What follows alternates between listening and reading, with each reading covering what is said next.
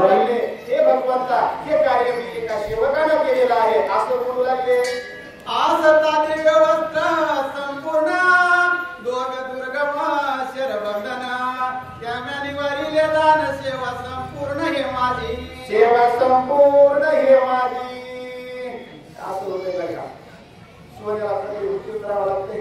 रोडला कुठं पडलेलं राहते माझ्यासारखं रोडला दिसतंय कुठं गणसाठ्याला कुठंही त्याला काही शोधायची गरज लागत. पण सोनं सुवर्णाचा तर शोध घ्यायचा म्हणतो किती जवळ सुरक्षित व्यवस्थित बरोबर आहे का नाही. लांब गोष्टी असं दिये नाही ना ही अशी वापरली पाहिजे कुठेतरी आवाज स्वर ताल. तुला काय झालं हसायला असं बरं वाटतंय सूचकाला अवघड होतंय मला. सकाळी आता चालू 2 तास लोकांनी करून याला बसा म्हणलं तेही बसले नाही. हीच माझी सेवा होती म्हणले. कठीणातलं कठीण जे दुर्धर तुमच्यावर असणारं त्या ठिकाणी बंधन होतं का ते मी मुक्त केलं. आणि ही माझी एका साधकाची एक तुम्हा योग्य नाही देवा गोड करून या देवा बरोबर आहे का नाही. देवा तुमच्या मी योग्यतेचा नाही पण झालेली ही सेवा तुम्ही काय करा मान्य करा असं करून पुन्हा पुन्हा विनंती करून बोलता. तुमच्या अंगी रुतले बाण त्याचे बुज वावे वना तरी तो गरुड परिमर्जन लज्जायमान स्वय झाला लज्जायमान स्वय झाला करीतो परिमार्जन.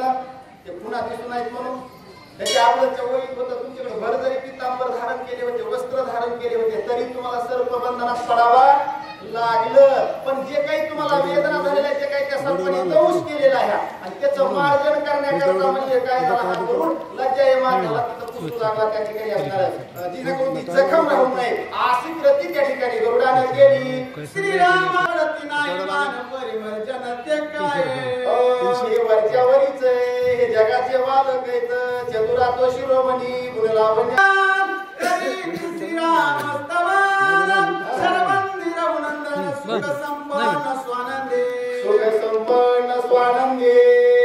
आपल्याला सांगितलं सर्पाच्या बंधनात प्रभू रामचंद्र पडले लक्ष्मण पडले पण हे सर्प काय करत होते माहिती का प्रभूची विनंती कधी असत असते महाराज. याला आज्ञेचं पालन करायचं होतं ना. तिथून येऊन यांना मुद्देनी वेटाळे घातले बंधन केलं पण तिथं रामाचं स्तवन करत होते. रामचंद्र म्हणले सुख अवस्थेमध्ये होते आनंदी होते. त्यांना या सर्पबंधनामुळं कुठलीही वेदना कुठलंही दुःख झालेलं नव्हतं. मुक्त अवस्थेमध्ये प्रभू रामचंद्र त्या ठिकाणी विराजमान होते. आणि ही सर्व सर्प मंडळी काय करत होती देवा आम्हाला माफ करा बरं का. असं काही काही ठिकाणी होतं काय महाराज आम्हाला माहिती बरं का तुमचं काही याच्यात दोष नाही पण आता काय आमच्या घरचं बंधन आहे म्हणून आम्ही आलो बरोबर आहे का नाही. माझ्या बाबतीत तसं सगळं माझे 6 सासरे तर एकदाच घरी आले मला आणि आल्यावरून मी अतिथी देव म्हणलं या बसा पाहुणे चहा पाणी त्यांनी 5 जणांना तर वाटणच हात जोडले म्हणले हो पाहुणे जावाई आम्हाला सगळं माहिती तुमच्या आणि काय गुन्हा आणि आमचं घरचं भांडण रोजच तयार होईल म्हणले. आम्हाला खाल्लेली भाकर आगी लागायची नाही म्हणून आम्ही ते सर्पाचं सांगायला मी तसं म्हणले बाबा देवा आम्हाला आज्ञेचं पालन करणं काम आहे पण तुम्ही पण एक देवच आहे तर आम्ही जी कृती केली का ही आमची कृती तुम्ही माफ करा म्हणून पुन्हा पुन्हा प्रभू रामचंद्राचं स्तवन सर्व सर्प मंडळी करत होते.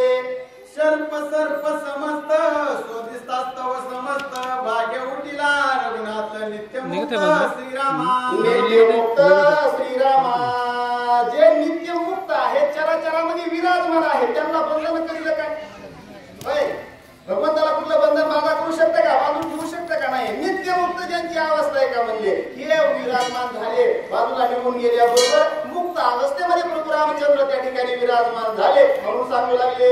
शरपदी सुख संपन्न सर्प करीती मधुर स्तवन लक्ष्मण तोच शेष सेन रघुनंदन सुखशयी रघुनंदन सुखशयी. मग त्या ठिकाणी म्हणजे आणि ज्या वेळेस असं मधुर म्हणले स्तवन